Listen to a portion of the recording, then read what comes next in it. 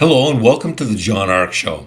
Today's episode is called Sleeping with Horror Movie Groupies.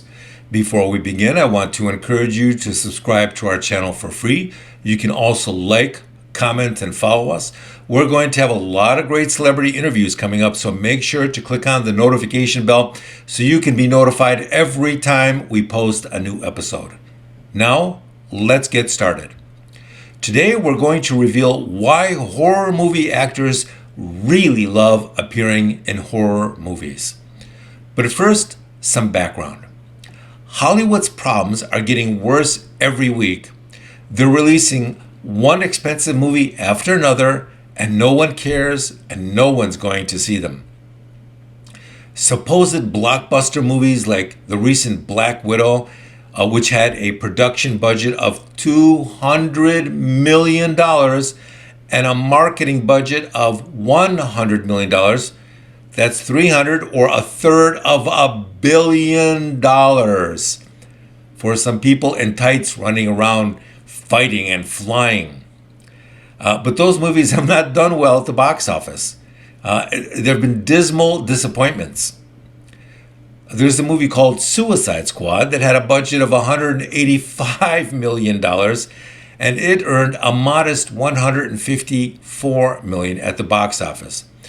This film was also made available for free on HBO Max. I've seen a few minutes of both of these movies and found them to be complete garbage, unwatchable. What's interesting about this phenomena is that horror movies are doing really well, and they are one of the few genres that are getting people out of the house and into movie theaters, something which very few other genres are capable of doing at this time. Over the weekend, for example, a movie called Candyman earned $22 million in ticket sales domestically and another $5.2 million in international markets. The beautiful part of all of that is that this slasher film didn't cost $250 million to make. It cost a tiny fraction of that, and it's projected to make tremendous money for years to come. Horror movies are an accountant's dream because they always have this tremendous potential for enormous profit due to their modest budgets. The beauty of that is that they don't bankrupt entire studios if things go south. And when things go right, they can be tremendously lucrative. A movie called A Quiet Place Part 2 has already tallied nearly $300 million globally since its release in late May. And the really great news is that it had an estimated budget of around $22 million. The latest sequel of the Conjuring film franchise, called The Conjuring, The Devil Made Me Do It, had a reported budget of around $40 million and has secured $200 million in worldwide sales already since its recent debut. But the box office isn't where the real magic happens. I'll tell you a secret that every actor loves about appearing in horror movies. If you're lucky enough to be cast in a horror movie, then oftentimes, for decades after it comes out, you can financially benefit from doing that film by attending countless horror movie conventions and comic book conventions and selling your autographs and your photographs. There are countless horror movie actors out there who have been doing the comic book convention circuit for decades, and some of them will make $20,000 to $50,000 a weekend selling their photos and their autographs. And then when the horror movie they did 20 years ago reappears on cable or on one of the streaming apps, then a whole new generation of fans is born, and they start going to these conventions and paying money for photographs, and the process just keeps repeating over and over and over. The truth of the matter is that a lot of actors in horror movies don't get paid a lot of money, but they do get paid a fortune to appear at these conventions year after year after year. It's like the career gift that just keeps on giving to the actors who appeared in those movies. I'll tell you another even bigger secret that horror movie actors love. They love beautiful horror movie groupies.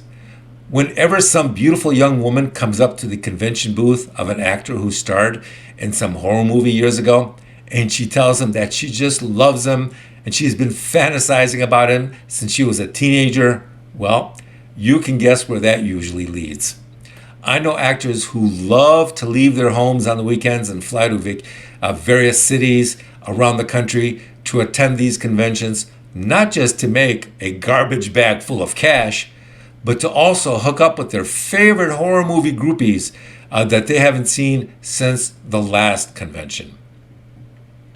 If you're at one of these conventions and you know what to look for, it can be a lot of fun spotting these groupies, and I'll tell you why. Each horror movie actor is convinced that every groupie who just invited him up to her room at 11 p.m. after the convention tonight actually believes that he's the love of her life because he's such a great actor, such a celebrity. But oftentimes that's not the case. What's happening is that he's just her 11 o'clock hookup that night. She probably had one actor at 8 p.m., another actor at 9:30 p.m., and then she saved the best for last at 11, 12, or 1 a.m. Each time they're done in bed, she will often say that she has to call her children and talk to them, and that's her polite way of saying you have to leave the room now because my next appointment, my next celebrity is coming. Welcome to the world of horror movies and all the benefits. Thank you for watching. I want to encourage you to subscribe to our channel for free.